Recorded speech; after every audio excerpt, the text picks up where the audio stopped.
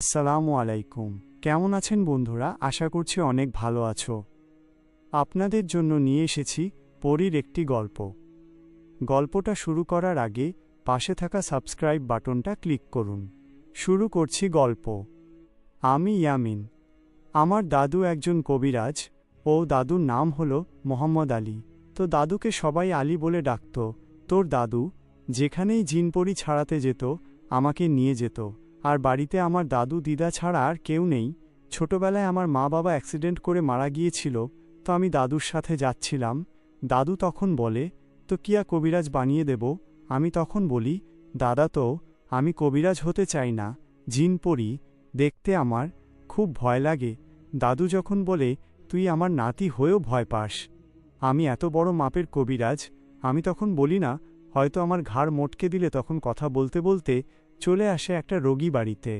দাদু তার ধল থেকে কি যেন একটা বার করল, আরগোল একটা বৃদ্ধা আঁকল মাটিতে, সেটা দিয়ে বলে, রোগীকে নিয়ে আসো। তখন ঘর থেকে একটা ছেলে বেরিয়ে আসলো। ছেলেটার চোখ লাল টুকটুক ছিল।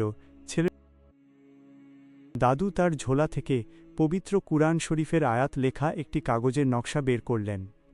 এরপর মাটিতে একটি বড় গোল গণ্ডি কেটে গম্ভীর গলায় বললেন, রোগীকে এবার এই গণ্ডির ভেতরে নিয়ে আসো। তখনই ঘর থেকে একটা 18-19 বছরের ছেলে ধীর পায়ে বেরিয়ে আসল।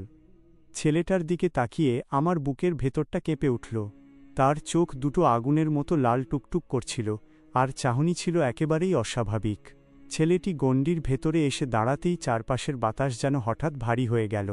সে দাদুর দিকে তাকিয়ে এক ভয়ঙ্কর খসখসে গলায় চিৎকার করে বলতে লাগল, চলে যা কবিরাজ, ভালো চাস তো এখান থেকে চলে যা, নইলে তোর আর তোর নাতির কপালে চরম দুর্ভোগ আছে।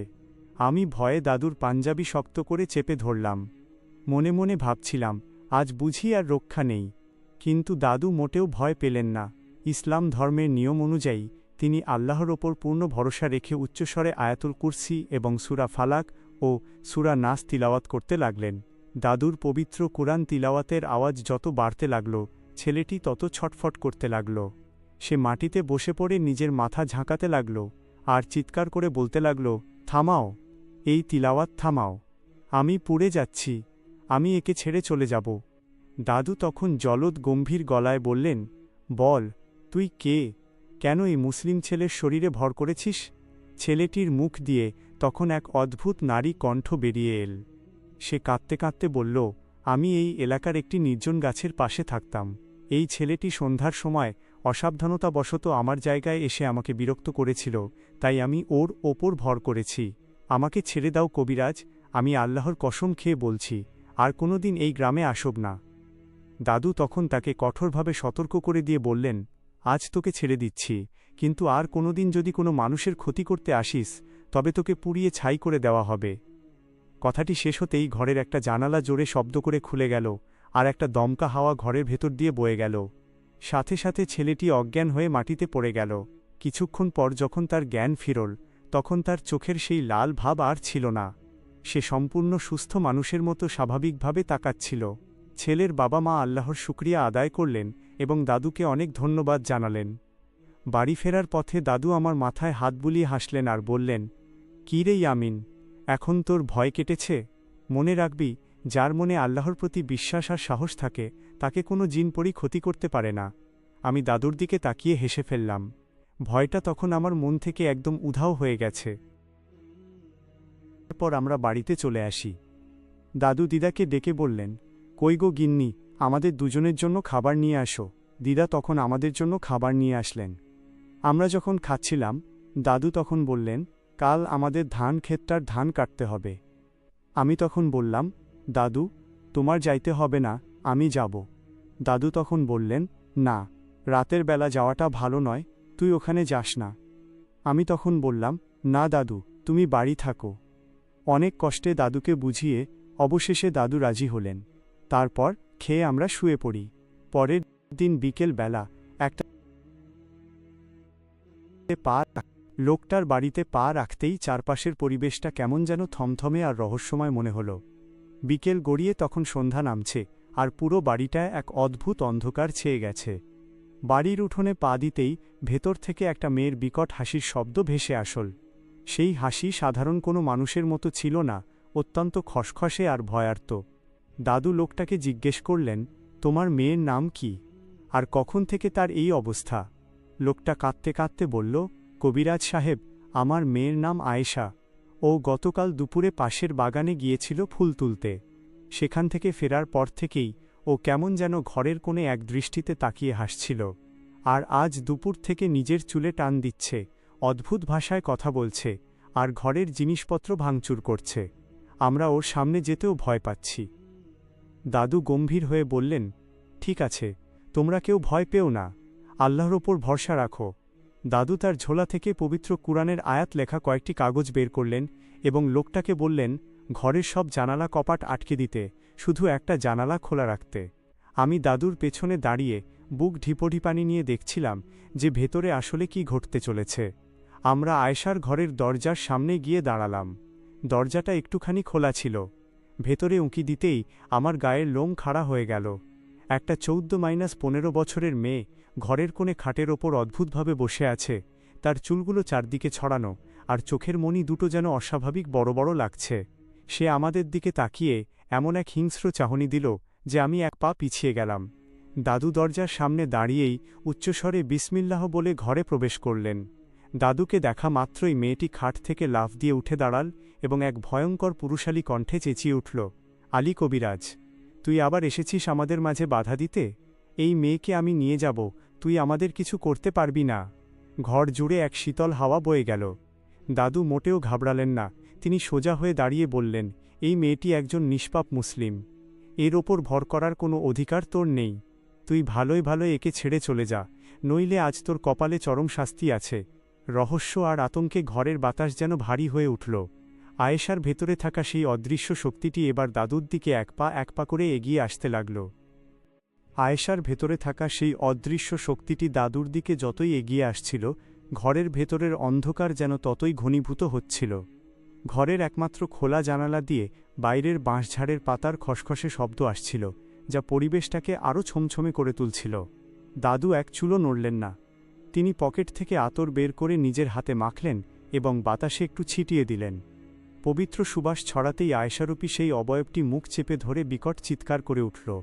দাদু তখন ডান হাত তুলে বজ্রকণ্ঠে সূরা ইয়াসিনের প্রথম কয়েকটি আয়াত তিলাওয়াত করতে শুরু করলেন। দাদুর কণ্ঠের প্রতিটি শব্দ যেন ঘরের দেয়ালে দেয়ালে প্রতিধ্বনিত হতে লাগল। তিলাওয়াত শুরু হতেই মেয়েটি খাটের ওপর আছাড় খেয়ে পড়ল এবং নিজের কান দুটো হাত দিয়ে চেপে ধরে ছটফট করতে লাগল। সে বলতে লাগল, থামাও, এই তিলাওয়াত বন্ধ করো, আমার গা পুড়ে যাচ্ছে, আমি চলে যাব। দাদু তিলাওয়াত থামিয়ে বললেন, তোর সাথে আর কোনো আপোষ নেই, তুই এই মেয়ের শরীর থেকে বের হবি কি না বল, নইলে এবার তোকে পুড়িয়ে ছাই করার আয়াত পড়ব। মেয়েটির ভেতরের সেই ভয়ঙ্কর কণ্ঠটি এবার দমে গেল। সে অনুনয় করে বলল, আমি বের হচ্ছি কবিরাজ সাহেব, আমি এখনই বের হয়ে যাচ্ছি। তবে যাওয়ার আগে আমি এই ঘরের একটা জিনিস ভেঙে দিয়ে যাব, যাতে তোমরা বোঝো আমি চলে গেছি। দাদু শক্ত গলায় বললেন, না, তুই কোনো ক্ষতি করতে পারবি না। ঘরের ওই খোলা জানালা দিয়ে সোজা বেরিয়ে যাবি। কোনো মানুষের ক্ষতি করার চেষ্টা করলে তোর রেহাই নেই। মেয়েটি তখন খাটের ওপর সোজা হয়ে বসল। তার শরীরটা একবার কেঁপে উঠল এবং সে একটা দীর্ঘশ্বাস ফেলল। ঠিক তখনই ঘরের খোলা জানালাটি প্রচণ্ড জোরে একবার আছাড় খেল, যেন কোনো শক্তিশালী ঝড়ো হাওয়া ঘর থেকে বেরিয়ে গেল। সাথে সাথে আয়েশা অবশ হয়ে খাটের ওপর গড়িয়ে পড়ল। তার চোখের সেই অস্বাভাবিক বড় মনি আর হিংস্র ভাবটা নিমেষেই উধাও হয়ে গেল। সে ক্লান্ত চোখে চারদিকে তাকিয়ে দুর্বল গলায় বলল, আব্বু, আমি এখানে কিভাবে আসলাম? আমার খুব মাথা ঘুরছে। বাইরে দাঁড়িয়ে থাকা আয়েশার বাবা মা ঘরে ছুটে এলেন। মেয়ের মুখে স্বাভাবিক কণ্ঠ শুনে তারা কান্নায় ভেঙে পড়লেন এবং আল্লাহর দরবারে শুকরিয়া আদায় করলেন। দাদু লোকটাকে বললেন, মেয়ের মাথায় একটু পানি ঢালুন আর ওকে আজ রাতে একটু শান্তিতে ঘুমাতে দিন। ইনশাআল্লাহ ও এখন সম্পূর্ণ নিরাপদ। আর হ্যাঁ, সন্ধ্যার পর যেন ও একা একা ওই বাগানের দিকে না যায়। কাজ শেষ করে যখন আমরা বাড়ির উদ্দেশ্যে রওনা হলাম, তখন চারপাশ ঘুটঘুটে অন্ধকার, আকাশে শুধু হালকা চাঁদের আলো। দাদু আমার কাঁধে হাত রেখে বললেন, কি রে ইয়ামিন, অনেক বড় বড় কথা বলছিলি যে কাল একাই ধান খেতে যাবি, এখন তোর মনের জোর কেমন? আমি দাদুর কবিরাজি ঝোলাটা নিজের কাঁধে তুলে নিয়ে হেসে বললাম, দাদু, তোমার সাথে থেকে আমার মনের ভয় একদম চলে গেছে। এখন আমি একাই যে কোনো অন্ধকার পথ পাড়ি দিতে পারব।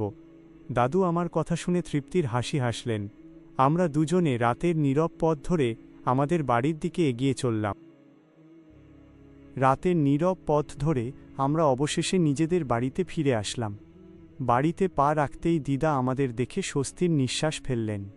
দাদু হাত মুখ ধুয়ে বসার ঘরে আসতেই আমি কালকের ধান কাটার বিষয়টি নিয়ে কথা তুললাম। আমি দাদুকে বললাম, দাদু, আজকের ঘটনা দেখে আমার মনের ভয় একদম কেটে গেছে। কাল সকাল সকাল আমি নিজেই ধান খেতে চলে যাব। তুমি বাড়িতে থেকে একটু বিশ্রাম নাও। দাদু আমার দিকে গভীর দৃষ্টিতে তাকিয়ে কিছুক্ষণ ভাবলেন। তারপর গম্ভীর গলায় বললেন, তোর মনের জোর দেখে আমার ভালো লাগছে ইয়ামিন। তবে মনে রাখিস, জমির চারপাশটা বড্ড নির্জন। সাবধানে থাকিস আর সবসময় আল্লাহর নাম স্মরণে রাখিস। আমি দাদুকে আশ্বস্ত করে বললাম, তুমি কোনো চিন্তা করো না দাদু, আমি সব সামলে নেব। ধান কাটার সমস্ত পরিকল্পনা শেষ করে আমি আর দেরি না করে রাতের খাবার খেয়ে নিলাম। তারপর নিজের ঘরে গিয়ে শুয়ে পড়লাম। চোখের সামনে তখনও আয়েশার বাড়ির সেই রহস্যময় ঘটনাটি ভাসছিল। এগুলো ভাবতে ভাবতেই কখন যে চোখ দুটো ঘুমে জুড়িয়ে এলো, টেরই পেলাম না। পরের দিন কাস্তে আর প্রয়োজনীয় জিনিসপত্র গুছিয়ে নিয়ে সোজা আমাদের ধান ক্ষেতের উদ্দেশ্যে রওনা হয়ে গেলাম। ক্ষেতের বাকি কাজটুকু রাতে শেষ করার সিদ্ধান্ত নিয়ে আমি দুপুরের দিকে বাড়ি ফিরে আসলাম। মেহনত করার কারণে শরীরটা বেশ ক্লান্ত ছিল। বাড়ি ফিরতেই দিদা যত্ন করে আমায় খেতে দিলেন। দুপুরের খাবার খেয়ে একটা লম্বা ঘুম দিলাম। বিকেল গড়িয়ে যখন সন্ধ্যা নামল, তখন চারপাশটা কেমন যেন থমথমে হয়ে উঠল। আমি রাতে ধান খেতে যাওয়ার জন্য কাস্তে আর একটা টর্চ লাইট হাতে তুলে নিলাম। দাদু তখন বারান্দায় বসে তসবিহি জপছিলেন। তিনি আমার দিকে তাকিয়ে একটু চিন্তিত গলায় বললেন, ইয়ামিন, রাতের বেলা ওই নির্জন খেতে যাওয়া কি খুব দরকার? বাকি কাজটুকু না হয় কাল সকালেই করতিস। আমি হেসে বললাম, কোনো চিন্তা করো না দাদু, অল্প একটুই তো কাজ বাকি, দ্রুত শেষ করে চলে আসব। দাদু আর বাধা দিলেন না, তবে যাওয়ার আগে আমার মাথায় হাত বুলিয়ে আবার আল্লাহর নাম স্মরণ রাখতে বললেন। আমি টর্চলাইটের আলো ফেলে একা একা অন্ধকার পথ ধরে ধান ক্ষেতের দিকে রওনা হলাম। রাতের এই সময় চারপাশটা একদম নিঝুম। শুধু ঝিঁঝি পোকার ডাক আর দূর থেকে শিয়ালের হুক্কা হুয়া আওয়াজ আসছিল। বাতাসের ধাক্কায় ধানের শীষগুলো একে অপরের সাথে বাড়ি খেয়ে এক অদ্ভুত খসখস শব্দ করছিল। আমি খেতে নেমে টর্চটা একপাশে জ্বালিয়ে রেখে দ্রুত হাতে বাকি ধানটুকু কাটতে শুরু করলাম। কিছুক্ষণ কাজ করার পর হঠাৎ আমার মনে হলো, চারপাশের ঝিঁঝি পোকার ডাকগুলো যেন এক নিমেষে বন্ধ হয়ে গেল। পুরো মাঠটায় এক ভৌতিক নীরবতা নেমে আসল। ঠিক তখনই আমার ঠিক পেছনের বাঁশঝাড় থেকে শুকনো পাতা মুচকে যাওয়ার একটা শব্দ হলো, মড়মড়, যেন কেউ খুব সাবধানে আমার দিকে হেঁটে আসছে। আমি চমকে উঠে কাস্তে হাতে সোজা হয়ে দাঁড়ালাম এবং টর্চের আলোটা ঝোপের দিকে ফেললাম। আলোটা পড়তেই যা দেখলাম, তাতে আমার হাত পা জমে বরফ হয়ে গেল। আমি দেখলাম যে কালো কুচকুচে একটা লোক, তার মুখের চামড়াগুলো যেন গলে গলে মাটিতে পড়ছে। দেখে মনে হচ্ছিল তার মুখে কেউ অ্যাসিড ছুঁড়ে মেরেছে। লোকটা যখন আমার কাছে এগিয়ে আসলো, আমি তখন ভয়ে পিছিয়ে যাচ্ছিলাম আর বলছিলাম, না, কাছে আসবে না।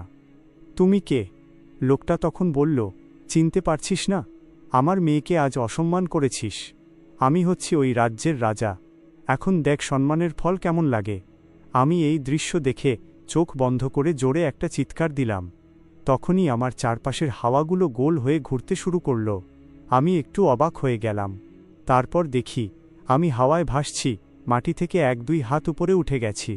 আর ঠিক তখনই আকাশ থেকে একটা ঘোড়ার গাড়ি নিচে নেমে আসল। সেখানে অনেক সুন্দর একটি মেয়ে বসেছিল। সেই খারাপ জিনটি তখন মেয়েটার পায়ে পড়ে গেল এবং বলল, ক্ষমা করবেন রানীমা, আমি এখনই এখান থেকে চলে যাচ্ছি। আমি কথা দিলাম আর কখনো আসব না। মেয়েটি তখন সেই খারাপ জিনটিকে বলল, তুই অন্য কোনো ভুল করলে তোকে মাফ করা যেত, কিন্তু তুই তা করিসনি। তুই জেনে বুঝে এই কাজটা করেছিস। তুই জানতিস ওই ছেলেটার পেছনে আমার হাত আছে, কিন্তু তাও যে এই কাজটা করলি, এখন বোঝ এর ফল কি হয়। বলতে না বলতেই মেয়েটি প্রচণ্ড গতিতে জিনটাকে আঘাত করল। জিনটা উড়ে গিয়ে একটা গাছের সাথে আছাড় খেল এবং সেখানেই শেষ হয়ে গেল। এরপর মেয়েটা আমার দিকে ফিরল। আমি ভয়ে পিছিয়ে যেতে থাকলাম, চোখ বন্ধ করে ফেললাম আর বললাম, কাছে আসবে না। মেয়েটা আমার দিকে এগোতে এগোতে আস্তে করে বলল, ভয় পেও না, আমি তোমাকে সাহায্য করতে এসেছি, মারতে না। আমি তখন চোখ খুলে মেয়েটার দিকে তাকালাম। সত্যি বলতে সে দেখতে অনেক সুন্দর ছিল। তার চোখগুলো যেন মায়াবী, আর তার পরনে ছিল একটা সাদা রঙের জামা। মেয়েটা আমাকে বলল, এখন বাড়িতে যাও। আমি তখন জিজ্ঞেস করলাম, আপনি কে, আর আমাকে সাহায্যই বা করলেন কেন?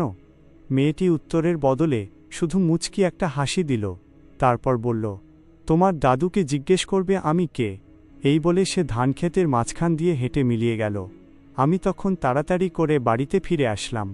এসে দেখি দাদু আর দিদা ততক্ষণে শুয়ে পড়েছেন, তাই ভাবলাম যা বলার কাল সকালেই বলবো। তারপর আমিও ঘুমিয়ে পড়লাম। সকালে উঠে দাদুকে বললাম, দাদু, তোমার সাথে কিছু কথা ছিল। দাদু বললেন, কি কথা? আমি তখন কাল রাতে ধান খেতে যা যা ঘটেছিল তার সব দাদুকে খুলে বললাম। দাদু সব শুনে বললেন, আসলে তুই কোনো সাধারণ কেউ না। আমি অবাক হয়ে গেলাম, সাধারণ কেউ না মানে?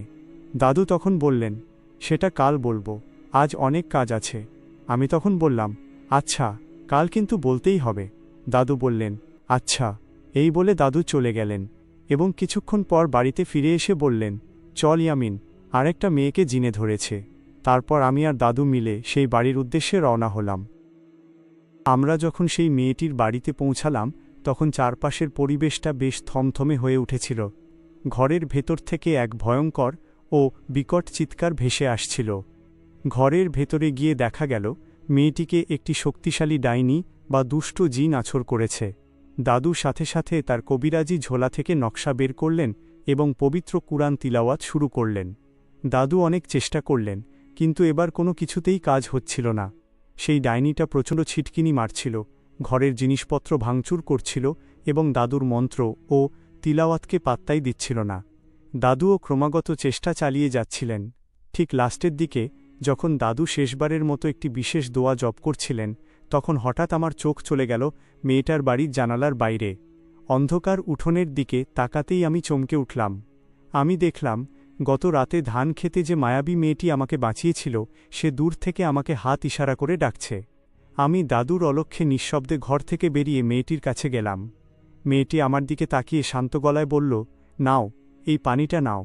এই পানিটা ওই মেয়ের শরীরে ছিটিয়ে দিলে ডাইনিটার গা জ্বালা পোড়া শুরু করবে এবং তার ওপর থাকা সমস্ত কালো জাদুর প্রভাব চিরতরে কেটে যাবে। আমি আর দেরি না করে পানিটুকু নিয়ে দ্রুত ঘরের ভেতরে ফিরে আসলাম। দাদু যখন ডাইনিটাকে কাবু করার চেষ্টা করছিলেন, আমি তখন দূর থেকে মেয়েটির দেওয়া সেই অলৌকিক পানিটুকু আছর হওয়া মেয়েটির গায়ে ছিটিয়ে দিলাম। পানিটা গায়ে লাগা মাত্রই মেয়েটির ভেতরের ডাইনিটা যন্ত্রণায় বিকট চিৎকার করে উঠল। সে ছটফট করতে করতে বলতে লাগল, আমায় ছেড়ে দাও, আমি পুড়ে যাচ্ছি। কয়েক সেকেন্ডের মধ্যে একদলা কালো ধোঁয়া ঘর থেকে বেরিয়ে গেল এবং কালো জাদুর সমস্ত প্রভাব কেটে গেল। মেয়েটি শান্ত হয়ে বিছানায় গড়িয়ে পড়ল। দাদু অবাক হয়ে আমার দিকে তাকালেন, জিজ্ঞেস করলেন, ইয়ামিন, এটা কিসের পানি? আমি এতক্ষণ ধরে চেষ্টা করেও পারলাম না, আর তুই কয়েক সেকেন্ডের মধ্যে এই পানি দিয়ে সবকিছু ছাই করে দিলি। এই অলৌকিক পানি তুই কোথায় পেলি? আমি দাদুর দিকে তাকিয়ে একটু হাসলাম, কিন্তু সবার সামনে সত্যিটা বলতে পারলাম না। শুধু বললাম, দাদু, বাড়ি চলো, সব তোমাকে খুলে বলছি। রোগী সুস্থ হওয়ায় তার বাড়ির সবাই আল্লাহর শুকরিয়া আদায় করল এবং আমাদের অনেক ধন্যবাদ দিল। এরপর আমি আর দাদু বাড়ির উদ্দেশ্যে রওনা হলাম। রাস্তা দিয়ে হাঁটার সময় চারপাশটা বেশ নিঝুম ছিল। দাদু অধৈর্য হয়ে বারবার আমার দিকে তাকাচ্ছিলেন। অবশেষে বাড়ি ফিরে আমরা যখন বসার ঘরে বসলাম, তখন আমি দাদুকে উদ্দেশ্য করে বললাম, দাদু, এবার বলো আমি সাধারণ কেউ না মানে কি? আর আজ যে পানিটা আমি পেয়েছি সেটা গতরাতের সেই সাদা পোশাক পরা মায়াবী মেয়েটাই আমাকে দিয়েছে। আমাকে ইশারা করে ডেকে এই পানিটা দিল। সে আসলে কে দাদু? আমার কথা শুনে দাদুর মুখের রং চট করে বদলে গেল। তিনি একটা দীর্ঘশ্বাস ফেলে আমার মাথায় হাত রাখলেন। তার চোখ দুটো কেমন যেন ছলছল করে উঠল।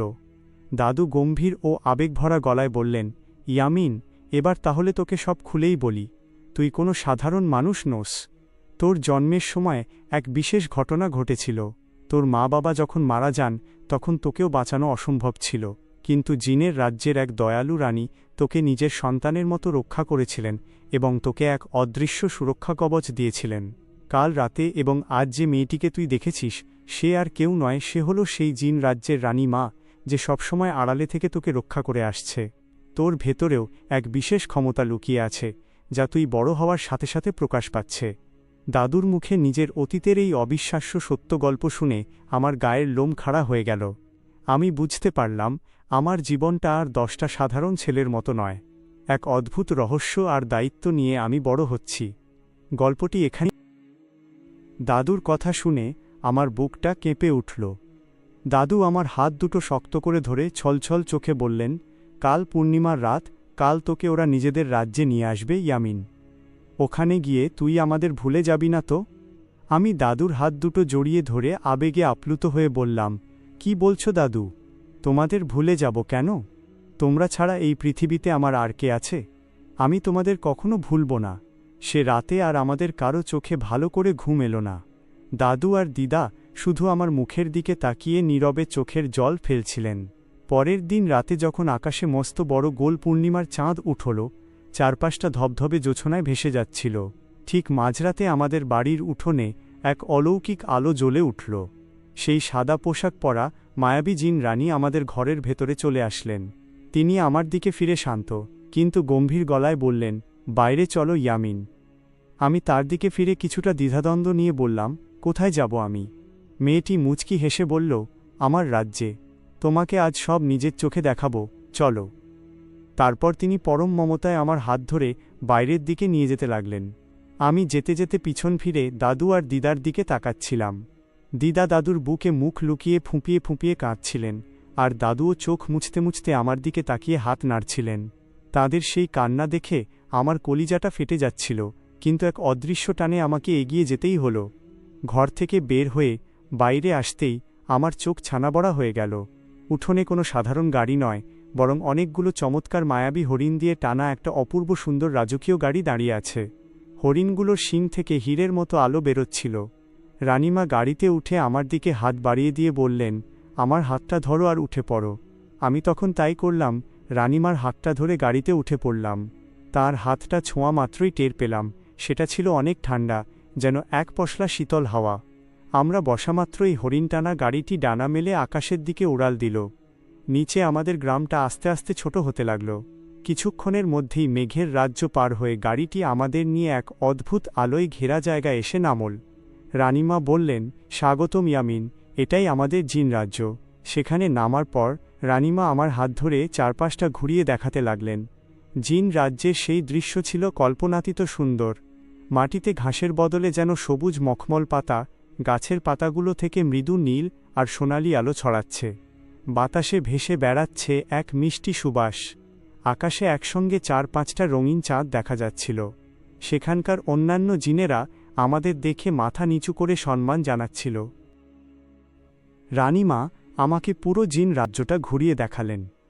তারপর তিনি আমার দিকে তাকিয়ে শান্ত গলায় বললেন, ইয়ামিন, এখন থেকে তুমি পৃথিবীতে গিয়ে যখনই আমাকে ডাকবে বা সাহায্য চাইবে, আমি তখনই তোমার ডাকে সাড়া দেব এবং তোমাকে সাহায্য করতে যাব।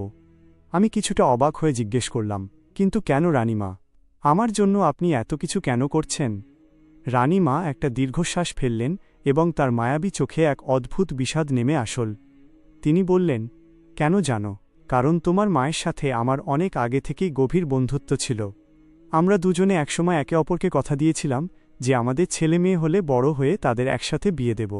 কিন্তু ভাগ্যের নির্মম পরিহাস আর পরিস্থিতির কারণে আমরা আলাদা হয়ে যাই। এরপর আমার বাবা মারা গেলে পুরো জিন রাজ্যের শাসনভার আর সমস্ত দায়িত্ব আমার ঘাড়েই এসে পড়ে।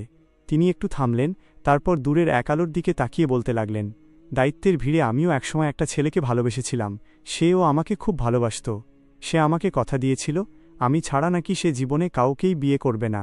কিন্তু হঠাৎ করেই আমার জীবনে একটা বড় সমস্যা চলে আসে, আর সেই সুযোগে সে অন্য একজনকে বিয়ে করে ফেলে। বর্তমানে তার 2টো সুন্দর বাচ্চাও আছে। প্রথম আমার প্রচণ্ড রাগ হয়েছিল।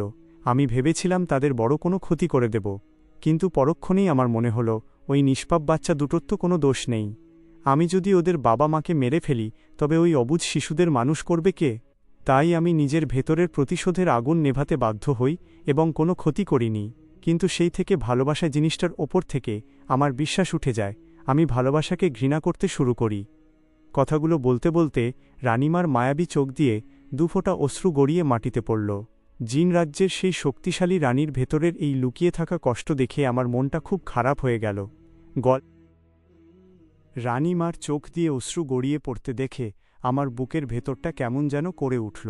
যে রানীমা এত শক্তিশালী, যার এক ইশারায় পুরো জিন রাজ্য চলে, তার মনের ভেতর যে এত বড় একটা কষ্টের ক্ষত লুকিয়ে আছে তা আমি কখনো কল্পনাও করিনি।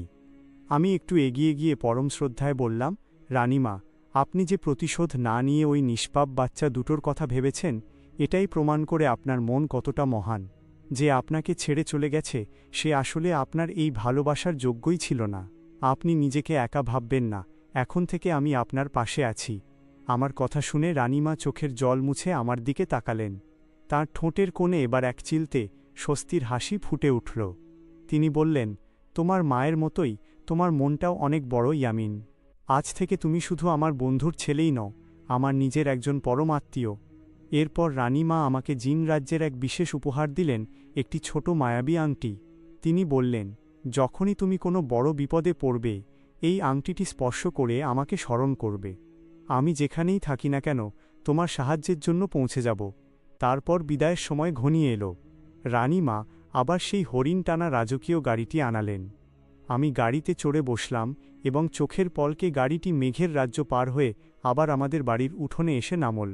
গাড়ি থেকে নেমে আমি যখন বাড়ির বারান্দায় দাঁড়ালাম তখন ভোরের আলো ফুটতে শুরু করেছে। দাদু আর দিদা সারা রাত ঘুমাননি, বারান্দায় বসেই আল্লাহর কাছে আমার জন্য দোয়া করছিলেন। আমাকে অক্ষত অবস্থায় ফিরে আসতে দেখে দিদা ছুটে এসে আমাকে জড়িয়ে ধরলেন, আর দাদুর চোখ দিয়ে আনন্দের জল গড়িয়ে পড়ল। আমি দাদু দিদাকে জড়িয়ে ধরে মনে মনে ভাবলাম, জিন রাজ্যের রানী মার দেওয়া সেই সুরক্ষা কবচ আর আংটি নিয়ে আমার জীবনের এক নতুন অধ্যায় শুরু হলো। এখন থেকে আমি আর সাধারণ কোনো ইয়ামিন নই, দাদুর মতো আমিও মানুষের কল্যাণে এবং বিপদে সবার পাশে দাঁড়াব। প্রিয় পাঠক ও শ্রোতা বন্ধুরা, গল্পটি আপনাদের কেমন লেগেছে তা অবশ্যই কমেন্ট করে জানাবেন। ভালো লেগে থাকলে একটি লাইক দিতে ভুলবেন না এবং বন্ধুদের সাথে শেয়ার করে দেবেন। আর এই ধরনের আরও নতুন নতুন ও রোমাঞ্চকর গল্প সবার আগে শুনতে চ্যানেলটি সাবস্ক্রাইব করে পাশে থাকা বেল আইকনটি অবশ্যই বাজিয়ে রাখুন। আজকের মতো এখানেই বিদায় নিচ্ছি। সবাই প্রিয় পাঠক ও শ্রোতা বন্ধুরা, লেখকের ফেসবুক পেজের লিংক ভিডিওর ডেসক্রিপশন বক্সে দেওয়া থাকবে। সবাই একটু কষ্ট করে দেখে আসবেন এবং পেজটি ফলো করে দেবেন। আর হ্যাঁ, একটি বিশেষ ঘোষণা, এবার থেকে আমাদের চ্যানেলে আসছে এক নতুন রোমাঞ্চকর ধামাকা, মেঘনা পরীর গল্প। এই গল্পের পর্বগুলো একটু বেশি হবে, তাই আপনারা সবাই অবশ্যই দেখে আসবেন। এই নতুন সিরিজটি আমাদের গল্পের গ্রুপে থাকবে এবং ইউটিউব শর্টসের প্লেলিস্টেও পেয়ে যাবেন। সেখানে একটি লিংক দেওয়া থাকবে, যাতে ক্লিক করলেই আপনারা সরাসরি সেই গ্রুপে পৌঁছে যেতে পারবেন এবং মেঘনা পরীর সব গল্প পেয়ে যাবেন। তাহলে আজ এখানেই বিদায় নিচ্ছি। সবাই ভালো থাকবেন, সুস্থ থাকবেন। আসসালামু আলাইকুম।